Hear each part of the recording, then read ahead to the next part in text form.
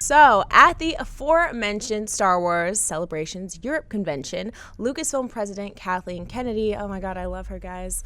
Also, she's my girl crush. I love her. Also took some time to talk about how using real-world effects, sets, props, and locations was going to be a priority for the new Star Wars film to go alongside the CGI effects that we'll obviously be seeing.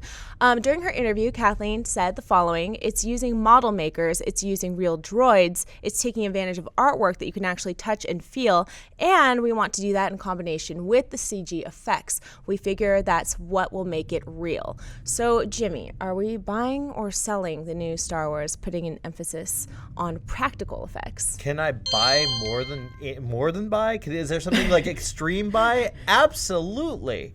Absolutely. That's the film I think we wanted to see, not a CGI mess. Mm-hmm. I mean, you can do CGI, but it didn't work with those 3 films, whatever. I wasn't a fan. I love the idea of returning to kind of that world that made the first 3 so amazing. I'm going to sell this.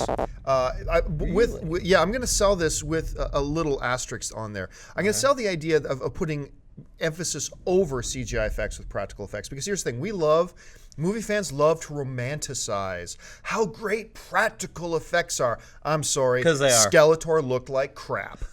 Skeletor looked ridiculous. He just did. All right, CG, when done right, works better than practical effects in the right context. Lord of the Rings. They used a nice balance. Yes, it was a nice balance. It needs to be a balance. Because there are those times when, look, if a guy's wearing something or if he's holding something, whatever, and if you can put the real thing in his hand, absolutely, and it looks right, yes, go for it. I think the thing with George Lucas in the prequels was part of it was that he had this imagination for 40 years about what he really wanted to do on the big screen, and all of a sudden he had all the toys to do it and just went a little nuts. And granted, I probably would have too.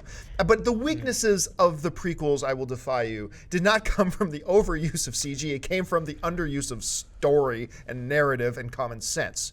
So I mean, I like the idea. Use practical effects when they are practical to use, and use matte paintings, use models, use sets when they work, but don't put an emphasis on them that, hey, despite the fact that CG would clearly work better here, we're going to make a model. Just make sure you don't do that, and I'm fine.